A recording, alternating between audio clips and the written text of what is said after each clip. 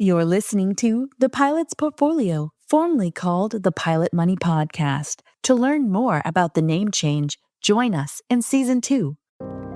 There's a saying out there, you marry the home price, but you're dating the rate. You might bring extra money to the table, buy down the rate, and then guess what? 6 months later, a year later, the rates drop anyway. So that's a sunk cost. You paid that. You're not going to get that back.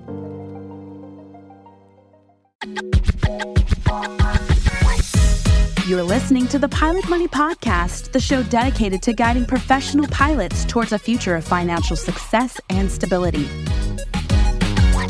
Fly along with your host, Timothy P. Pope, as he provides financial planning insights and answers to your burning questions and dives into real-life stories from fellow pilots who share their successes and cautionary tales. The Pilot Money Podcast takes off now. Well, welcome to another episode of the Pilot Money Podcast. Timothy P. Pope, certified financial planner here. I specialize in the planning needs of the professional pilot. Guys, if you've been following along on the show, you know that we do have a change coming up. The name of the show is changing, super close to solidifying that, and we'll be excited to announce that soon. The content of the show, the frequency, everything that you know and enjoy about it is staying the same. The only thing that's going to be changing is the name, so stay tuned for that. In other news, though, matter of fact, it has been a busy last couple of weeks, right? The elections are behind us and the markets have responded favorably to that. So that's been nice. We've seen that in the portfolios. But also the Fed has been busy, right? So earlier this year, the Fed cut rates. And then here more recently, they cut rates again.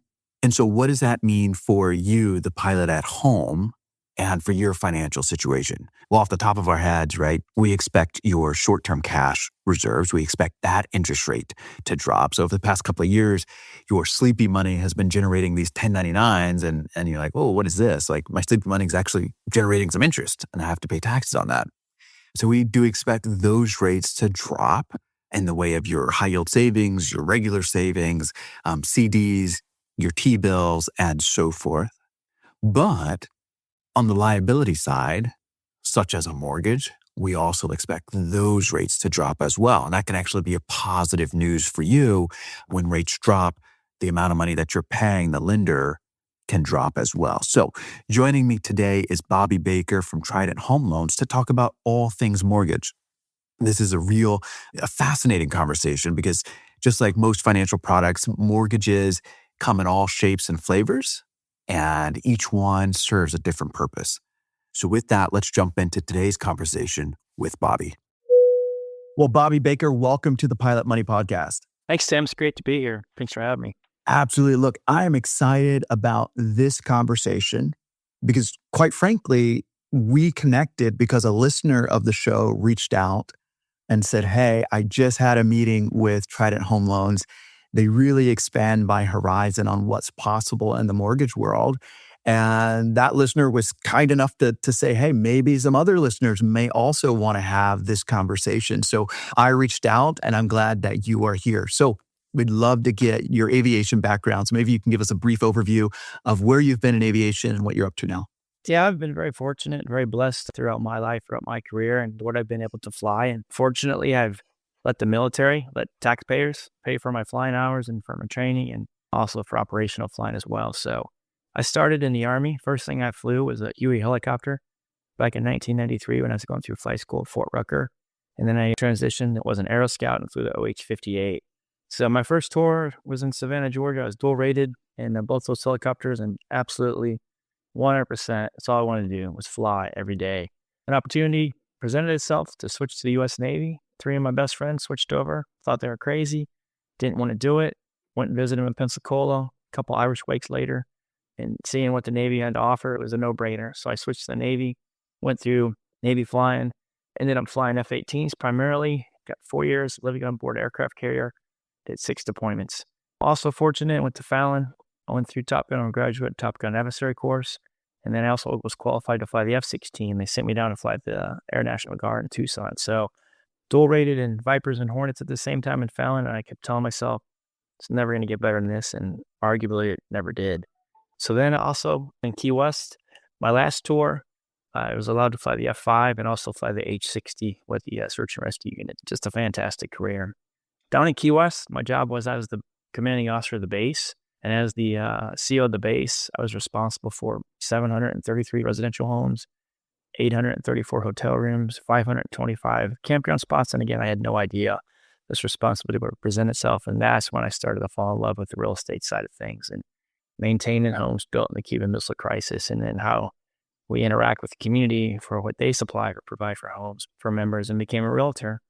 And then taking the first VA loan for myself, I shopped around and talking with Marty Menvey, one of the owners of Trident Home Loan, talking with local lenders, shopping around, as I recommend everybody do. Trident Home Loans was by far the best. Can't say enough about the customer service. And then also, probably more importantly, the numbers. The numbers were just, they were off the chart. They're fantastic. So after doing real estate for about 2.5 years and several transactions with Trident Home Loans, that's when I decided and was invited by Marty to join the team, make me a better realtor, make me a better loan officer being a realtor. So I was like, all right, double agent. Sounds kind of sexy, but not sexy, the real deal. Being a spy or being a movie star or whatnot, but still I was like, all right, let's do this. So last summer I got bored, went through the process, taking the national exam, and then spun up. So licensed in 9 different states and off and running. And it's just been fantastic helping people, and primarily military and pilots, because that's what we understand the best. That's our niche, and that's what we do. Wow. So, well, thanks for that background. I've got some follow-up questions. So how common is it for a pilot to fly both the F-18 and the F-16? If you're in the Navy and you're stationed at Fallon, Nevada, or we have what's called NAUTIC, the Naval Air Warfare Development Center, almost everybody who is a fighter pilot is dual qualified, or maybe even qualified in 3 airplanes, believe it or not. 3 is definitely the max. I was just 2, and 3 is an exception, but it's common for those guys because just to understand how you'd fly them and fight them, it's just a great experience. So that's why they set that up. And they wanted a better adversary, a faster adversary, but airplane that can come at you, simulating different countries at that speed. So that's why the Navy purchased them back in 2002, 2003. Yeah, because you think about, Angels, you think about Thunderbirds and 2 different demo teams, but that sounds like that there's several of you or a number of you that can do them both. So then your love for real estate was spawned from your responsibility as commanding officer. That's correct. Okay, so then you got into the game of selling and you worked with Trident personally. And then were you sending clients that you were helping to buy a home? Were you sending them to Trident as well? Exactly. So the main reason I got my real estate license was just to save a little bit of money for myself and for my family. Because as you know, homes are expensive. We live in Key West. They're more expensive down here. So I was like, if I spend 2 weeks, get a license, get spun up, I could save 3%, possibly 6% on the purchase price of a home. And then also COVID was hitting. After I got my license, a couple of folks were like, hey, help me find a house. And almost all military. So to me, it was like still being the commanding officer. In fact, I'm pretty sure I've talked to more people out of buying homes than buying homes just by being a military trained realist, not a pessimist, but a realist. And then, pros and cons, here's what you got to consider, analyze it from every angle. Talent we do is when we're studying our adversaries in the military. So that's spun up. And the next thing you know, 1 house, 2 houses, 3 houses. And again, it's just me protecting my family being the military primarily. And, that spread to civilians as well. And now it's protecting customers. And I say protecting, but it kind of really is protecting, educating, because we bought several homes and I'll be honest, I didn't really know what I was doing. Took several loans over the years. Didn't really know what I was doing. I just show up at closing and big old stack of documents, look at the wife. She wants the house. I'm like, okay, I just start signing, So right. That's why it all spun up and that's how it started to grow. And then I spoke with local lenders that are great people. And I was like, hey, here's what I'm looking to do. What's the best rate that you can provide? This was 2020 timeframe. Rates were pretty low, like the lowest we'll see in our lifetimes. But I compared them to Trident, and then, locals are like, you got to go with them. They offer a better deal. We can't beat it. You can't touch it. And then just understanding from Trident on, I can remember calling Marty the first time and I was like, Marty, you're going to think I'm crazy, but I want to do this, this, this, this, and this. I was talking about 3 different home purchases over the next 5 years. And I want to do this with a VA and this with a conventional and this is a second home. And I figured he'd just hang up, go, dude, write it down, send me an email, sort it out, make it simple. But he sat and listened and he's like, all right, step 1, step 2, step 3. Call me when you're ready. I'm like, wow. And then you know what? Just like he explained it and it just flowed out. And I was like, this is impressive.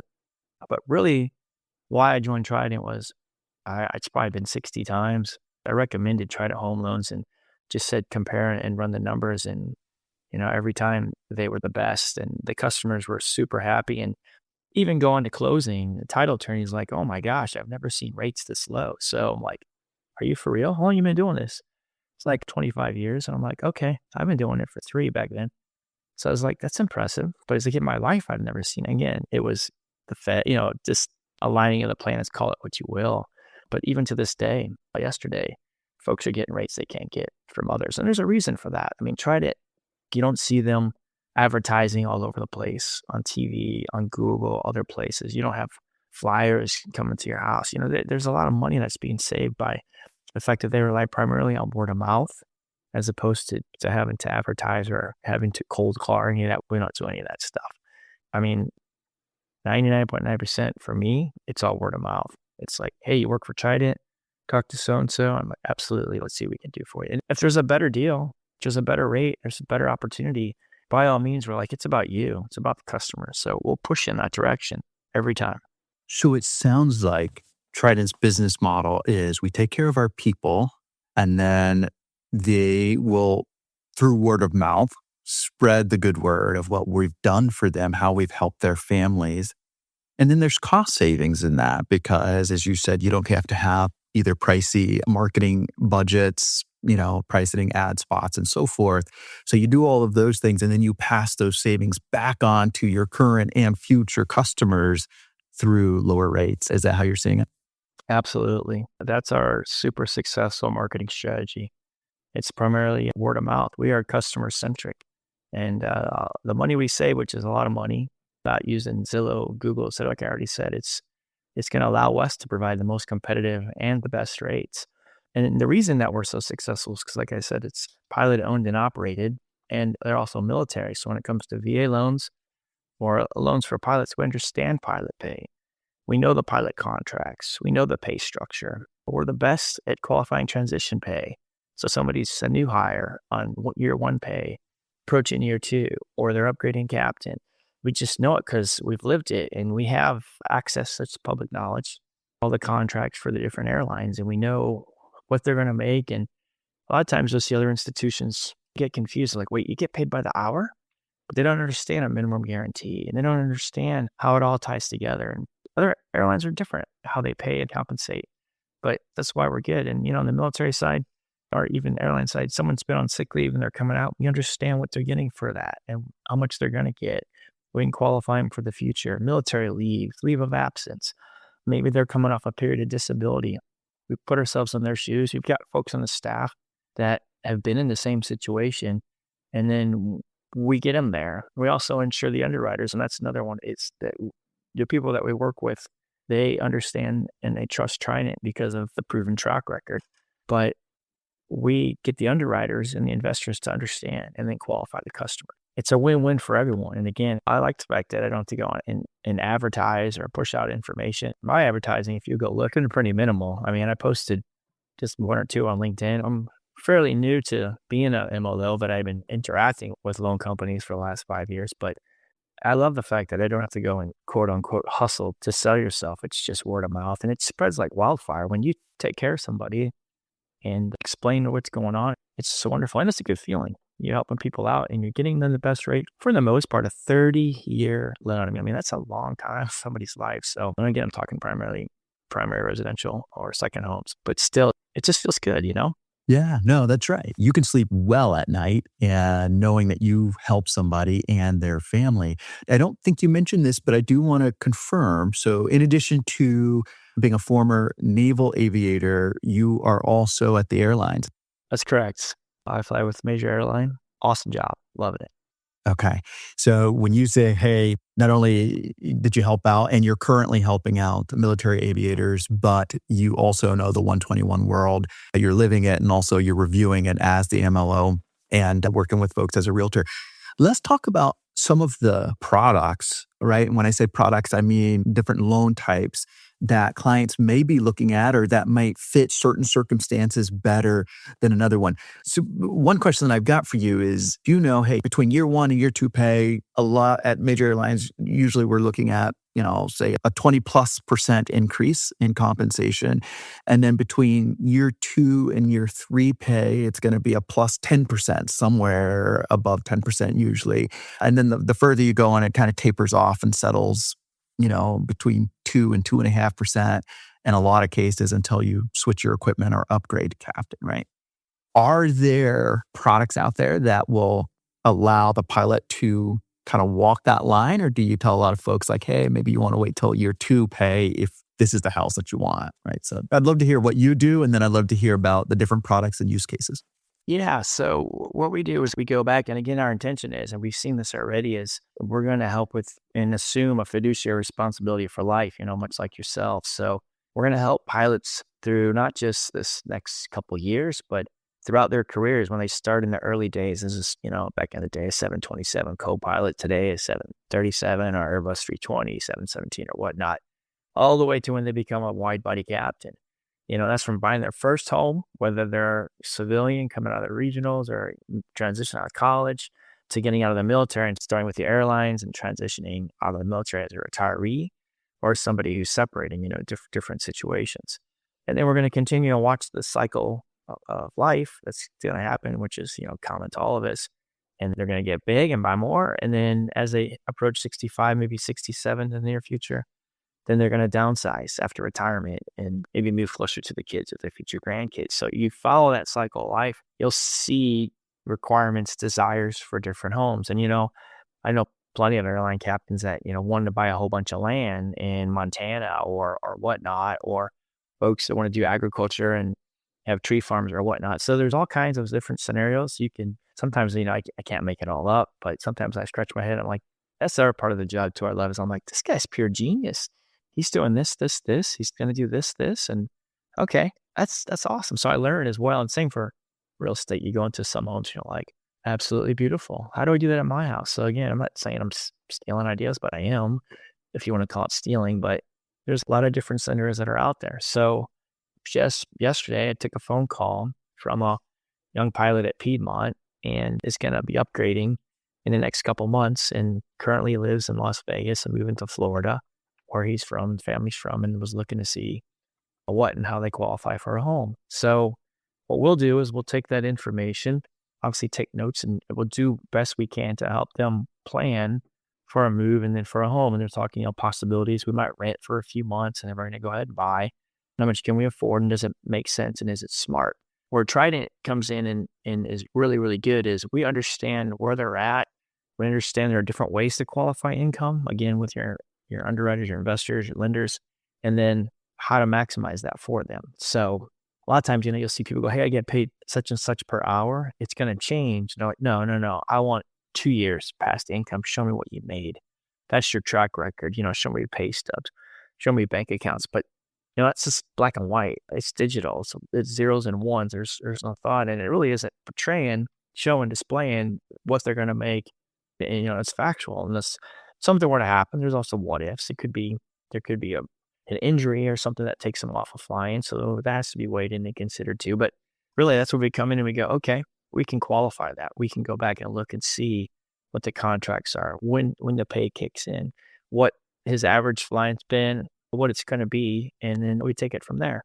Okay. So you guys, you look backwards, like you want some historical data, but you're also focused on the progression, just because pilots are contractual, right? Like with organized labor. So, or at least in the 121 world.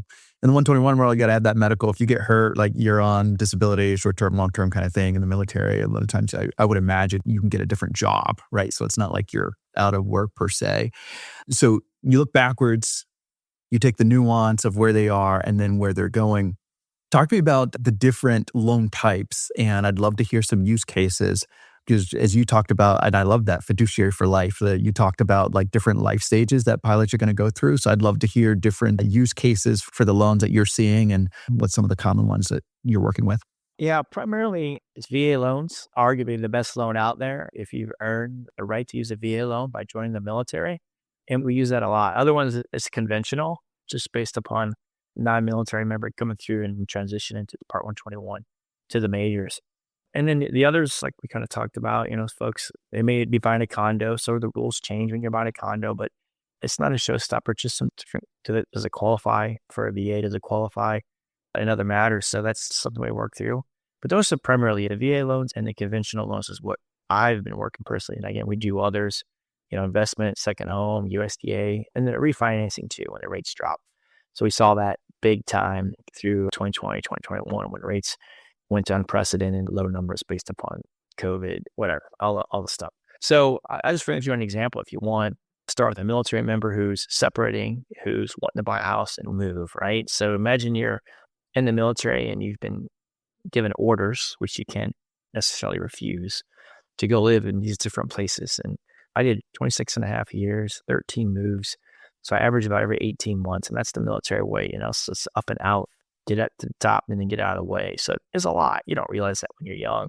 And then you finally hit retirement or separation state and you're like, well, I'm going to go back where my wife's family's from, which is normally the case, or my family's from, or both if you're lucky. We're going to buy our retirement dream home that we've been waiting for all these years and talked about what we were doing, all these deployments and everything else. Folks will come down, they start planning. They want that house like day one. And you can't necessarily do it day one because what you made in the military, whatever pay grade, is not what you're going to make when you retire. You're retiring, you're going to have a pension and you may have some disability, but that's not what you made in the past. So that income for the past 2 years doesn't qualify you moving forward. And then, you've got a CJO, conditional job offer with, we'll say, American Airlines, and that doesn't start for another 30 days. So how do you qualify this? It's confusing. You can see if you're in the banking world or the loan world, you're like, this is crazy. This person's going to make 40 or 50 or 70% of what they just made before. And then they have a job that's supposed to start, but it's not guaranteed. It's conditional and something could happen. That's where it gets really, really tricky. And then if you have a member who's not retiring from the military, now they're just separating, 9 times out of 10, they're going to affiliate with the reserve unit and they're going to have reserve pay, but that's going to be different than pension. So you see how it can get kind of convoluted, and then you can see how it's stressful too. And then you have the wife and the husband are like, we want this house for this much and we've been making this much money. We're going to qualify for this and I'm taking this other job, and you're just like scratching your head going, okay. So again, that's where having lived that, having been through that, again, it's not just me, but primarily all the loan officers that Trident Home Loan, not all of them, probably 80% of them, you've got that experience and that help and all those lessons learned and the gotchas to go and then run through and get them qualified. And again, the way that's all done is, very conventional or traditional for any loan officer, but it's just our understanding of how you transition out of the military as a retiree or somebody separating. So in that case, where in that scenario you just laid down, hey, somebody's going to make 50, 60, 70% of what they have in the past couple of years. They've got the CJO, which things do happen. We're seeing it happen right now. So are you guys going ahead and figuring out how to push them through so they can get that home on day one? Or are you saying, look, here's some hurdles, and I think this might make more sense on year 2 pay or once the cash starts flowing after you're done with training or whatever? Like, so what are some of those conversations like?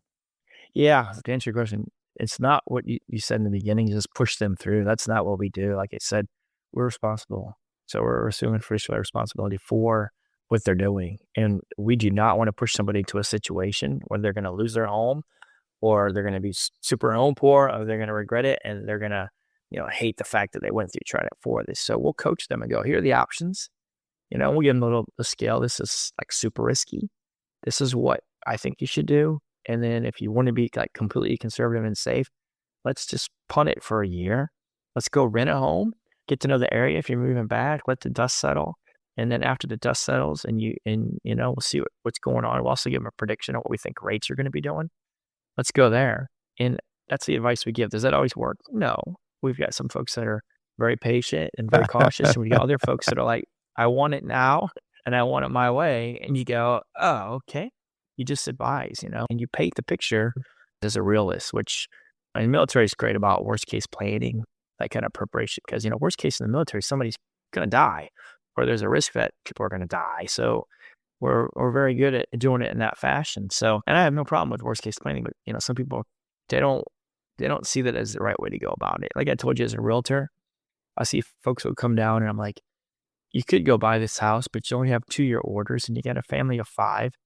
And here's how much your BAH is. And then you could just go into base housing, which is here. So let's take a look, just to have a look. And I drive them through and show them and tell them what it costs and show them the amenities and the community. And they call me back and they go, yeah, I might go to base housing. Thanks a lot. That was awesome. And I spent an hour, 2 hours with them, showing them the whole community, showing them the commute time, showing them all that.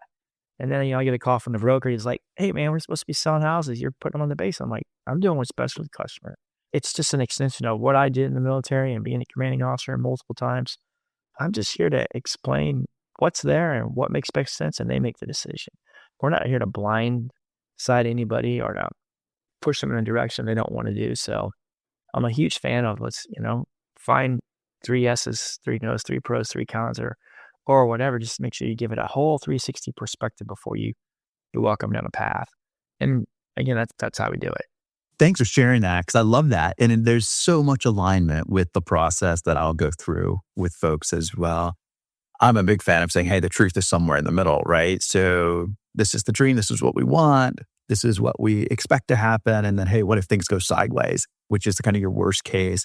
And people are people, clients are clients. And, of course, I've had some folks where you take them through the scenario and say, hey, this might be really nice on year 2. You've got some wiggle room, you're going to have known the area and this and that.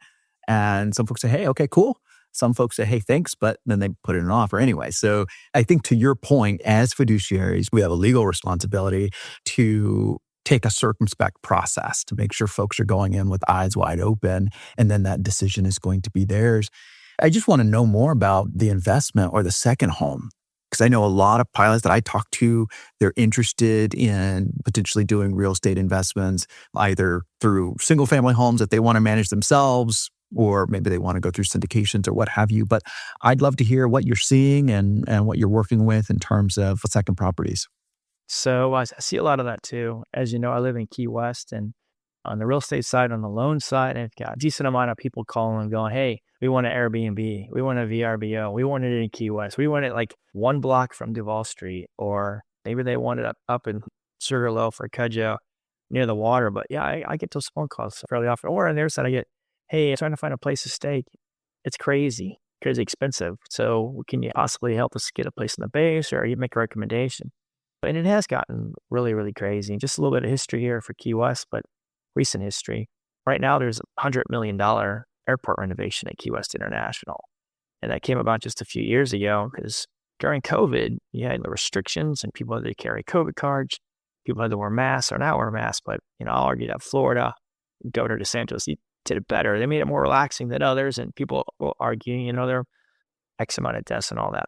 I get it. But the end result was a lot of people wanted to come to Key West because they couldn't leave the country because of COVID and all the restrictions. So they wanted to get as far away as they could. They didn't want to deal with masks and restrictions. So they did. They came, and if they had a home down here that was a second home or a third home or whatnot, they'd come and live and work remotely from their homes down here. And, they just stayed. Key West was also fairly isolated in the beginning from COVID just because of its, remoteness and 42 bridges to the main line and cruise ships were cut off. But the end result of all this was people wanted to buy in Key West, and the home prices just surged to the point of doubling, almost tripling in the last 4 years. People couldn't come via cruise ships, so now they want to come via air. So 2021 was the first time over 1 million air passengers coming to Key West. And then the numbers just keep getting bigger and bigger. And, every month they put it out like 13% for the month of June compared to last year, greater in the number of air passengers. And that's why they're doing this 7 terminals at the International. So demand is high. Also, if you had folks that grew up here, several homes, maybe 3, maybe 30, and they were doing long-term rentals. Well, now they've decided, let's not do long-term, let's turn them into short-term. And they have certain rules in Monroe County, Florida. So you don't have a transient license. You have to do a minimum of 28-day rentals. But these folks that were doing 12-month annual leases are now doing 1-month rentals and tripling their income. Sounds great and all, but what's happening is they've been driving out the blue-collar workers, the middle class, your hotel workers, your restaurant workers. So we got a problem. So now you see a bunch of affordable housing being built up. you say affordable, you think, low income, but this ain't low income. It's six-figure income that you qualify for these homes. So that's just kind of painting the picture for where we are in Key West. And now you're talking second homes. The rates, well, it's going to cost the same. But if you're not a cash buyer and you're taking a loan, the rates are going to be a little bit higher. And then when you're looking at having a property that's not your homestead property, you're going to pay more taxes as well. So it may or may not make sense. The folks that I'm seeing coming down that are doing the best are those that could come down. Sometimes I'm like, who are you? But they'll come down and they'll just buy a 7-figure home with cash. They could self-insure if they want to, which is also a preferred choice by a lot of people because the insurance rates in the state of Florida, they just keep going higher and higher because Florida has been hit by a lot of storms and will continue to be hit by a lot of storms as we've seen in the past. And the fear of mega storms. So it's doable. And again, I can only speak to South Florida for the real estate side. Other parts of the country, it makes sense to go and do it and folks can do it. At Trident, do you guys, which kind of loan product are you looking at or working with for somebody who says, hey, I want to do an Airbnb, I want to have a second property that's going to be primarily investment? Yeah. So you can't do a VA because the VA has to be your primary residence. So you're doing second homes, you're doing conventionals. You've seen at times, folks, they want to come in and plan it out for the next 5 years, see how things are rolling, and then turn around and sell the home or refinance the home or go with that. So up front, you get in and it doesn't cost you as much. And then you see what it's going to do. What's it going to bring you for cash flow? What's it going to bring you for month to month? Do the numbers make sense? And if they do, that's a way to get your foot in the door. And then after you get it going, get it flowing, then you can think, okay, now do I want to go ahead and refinance it to a 30-year as a second home, or do I want to refinance to a 15 or whatnot? But exactly, it's getting your toe in the door and getting started. Okay. We didn't say this out loud, but I'm pretty sure any service member listening knows. But just if we could paint with big fat crayon, the benefit of the VA loan is what? So the benefit of the VA loan is you're going to get a lower rate. There's no requirement to put money down. You're not going to pay PMI, so private mortgage insurance. Another benefit for the VA loan is you have to wait 210 days. You have to season the loan and after the first payment. But if rates drop 0.5, it's called an ERL. So it's a VA interest rate reduction loan. And what that allows you to do is 0.5 or greater for the reduction. It's a low cost refinance. So it really is like one of the best deals out there. So you don't have to go back and take another credit hit for most of the banks. You don't have to go back and get another appraisal of home inspection. It's just streamlined. So it's a beautiful thing. And you can do it over and over again if the rates keep dropping. So that's the benefit of the VA loan. A lot of people are afraid of the VA loan. A lot of realtors are afraid of the VA loan. There's misunderstandings that VA appraisal is going to be harder than a regular appraisal. I don't know where it's come from or why that is. And there are some benefits that are provided to the veteran or the active duty member taking a VA loan. But all in all, the VA loan is the best thing that's out there. And if you're entitled or eligible, I should say, to use a VA loan, then and it's going to be your primary residence, then there's really no reason not to do it. It just makes all the sense in the world. I've got one more question on VA loans. I mean, with one of the benefits there is you don't have to put any money down. What are you seeing given where rates are? Are your clients bringing money to the table with a VA loan, even if they are not required? Last year, November, December timeframe, we were seeing probably 7.25, somewhere right around there. And the last week, they ticked up just a little bit, so maybe 6.25, but we've seen the drops there. So when you're doing a VA loan, you can bring more money, you can buy the rate down. But what we're going to advise people to do is, there's a saying out there, you marry the home price, but you're dating the rate. And if the rates drop, you can do a low cost. I almost want to say no cost, but low cost because it's pretty dang cheap. But you can do that refinance, and again, it depends on whether you have to pay the funding fee or not. If you have a VA disability rating, you don't. If you don't have that disability rating, then you do. But the point being is you might bring extra money to the table, buy down the rate, and then guess what? 6 months later, a year later, the rates drop anyway. So that's a sunk cost. You paid that. You're not going to get that back. So for the most part, we advise them not to do that because you're already getting a better rate, probably almost a full point better rate than if you went conventional. So it's like, why do that? And then you can put your money elsewhere. I mean, you know this better than I do. But if I'm, I got a VA rate and it's X percentage, especially when they're down in the 2s and 3s, and then I can go and throw it in in a money market and make more than that, then why would I not do that? And again, it could be a little bit more work, or maybe you have to hire somebody, but just maximize what you can do with your money. And then others will talk about, how much you want committed to the home or not. But again, VA rate, for the most part, you see VA loans, cheapest rates, no down payment required, no PMI, something to worry about putting 20% down. And then you can work that out for 30 years. I mean, it's a beautiful thing. And then the other benefit too is, if say you live in a location for, we'll say 3 years, and then you PCS, permanent change of station, to the next duty station. Even though it's a VA loan, you can keep it as a VA loan and you can rent it out to the next person who's coming in who doesn't want to buy. And then I'm not sure if people know this or not, but there's a 2 and 5 rule where if you live in a home for 2 years and it's your primary residence, within the last 5, you can sell the home and take, as a married couple, up to $500,000 tax-free, single, $250,000 tax-free. Well, if it's in the military, you got to check with the IRS publications. If you live in it 2 of the last 15 years, you can do the same thing. So there's a special benefit for military. So I'm sitting there going, you buy a house, you live in it with the VA loan. And then, and again, it doesn't have to be a VA loan. You just have to live in it 2 of the past 15. But you could let that appreciate. Appreciation, home ownership, it's all about time. It really is. So why not? If you're in an environment where you could, and some people will say, I need to make $200 a month minimum net profit to keep the home. It just depends on the person. But I didn't know this until I got to the real estate business probably 4 years ago. And it's like, man, and I forgot when that rule was put in, but the 2 and 5, I've seen a lot of folks in the military. Like I said, I move every 18 months, but if you move, live 3, I've got that. You've got 2 of the last 5, and I've got 3 years. I can rent this out for 2 years, we'll say, and have a year of slop.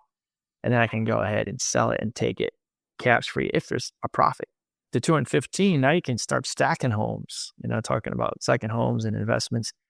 And you have to live in it 2 of the last 15. So, you can do the math on a piece of paper, but you do 2, you keep it, buy another one. Now, can you keep doing VA loans? Well, the answer is yes. Do things change though? Yes. But if you have entitlement, you can do that. But again, it can get a little more complicated. Will folks do it or not? Yeah, they'll do it. Of course they'll do it. But yeah, it can be kind of fun, and that I'm a big advocate of not paying your taxes, but I'm also a big fan of, I don't make these rules. So I will abide by these rules, and I will try to make max benefit for myself and other individuals as well. So that's how we do it. The tax code is written to help you understand where you do not have to pay. There's very little of it that discusses where you do have to pay. So to your point, it's allowed. As fiduciaries, we've got to tell the people. This has been an excellent conversation. I've learned a lot. Trident Home Loans, owned by pilots, operated by pilots. Tell us, when people should give you a call and to help them better understand their mortgage options. Yeah, if they're considering buying, and again, the timeline is their timeline. It's their life and when they want to move and how they want to do it. But if they're considering buying, they should give us a call. Get pre-approved.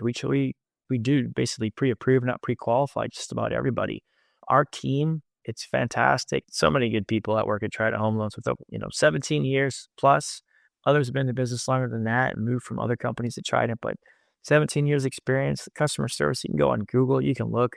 Last I checked, it was like 955 star reviews. I'm sure it's more than that now. One of the owners, Marty Medvey, he was the #1 VA loan originator in the country back in 21 and 22. And I don't know, he's been top 10 for I don't even know how long. So we've got others that are there. I think with 3 in the top 20, we're talking, 500,000. Again, it's a big number, but 500,000 loan originators out there. We've got folks that are the best of the best. And I learn from them all the time, talking with them and inspired by them. And it's great. And Trident Homes, like I said, we're just not here to go, okay, we're going to give you a loan, charge you a rate.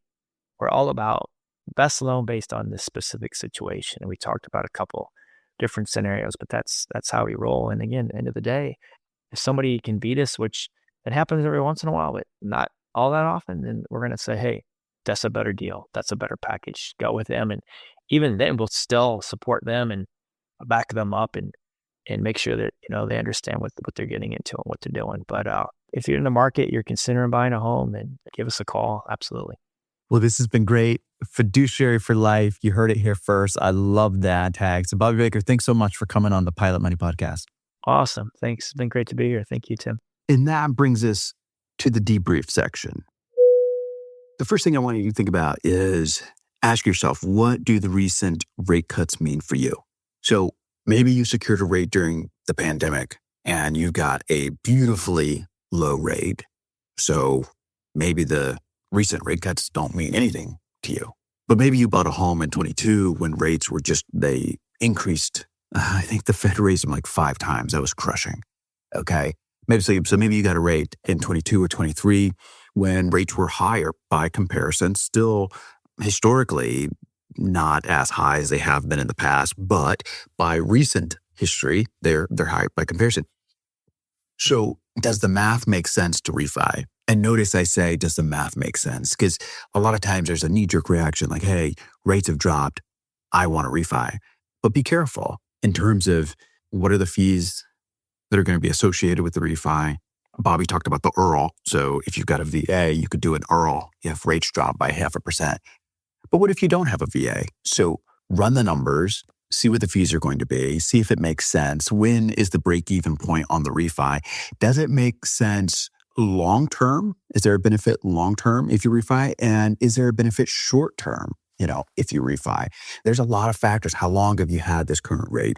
What's your payoff? What the new rate is going to be? Do we have expectations that rates are going to drop even further than they are now? So point number 1 is, what do the recent rate cuts mean for you?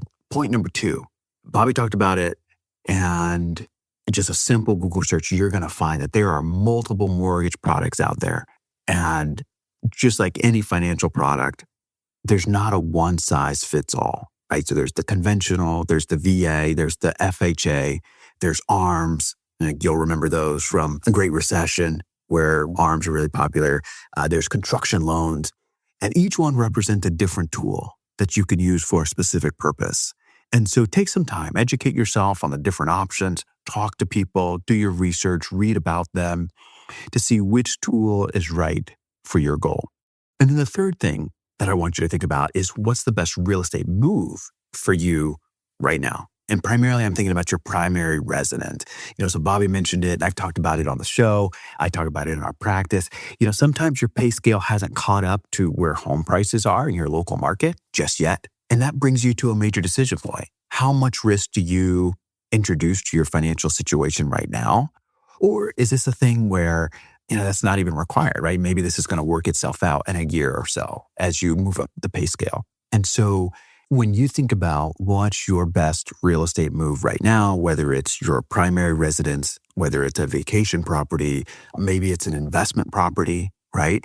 And as you think about how the rates have come down, is it time to jump in or is it not? How does this fit with your overall financial goals? And that's why I love financial planning, by the way, because a lot of times there's so many competing goals in your plan, and a lot of these decisions are not made in vacuum. There's, hey, if I make this one, what is the trade-off over here? Or how does that impact me on the short term or long term, right?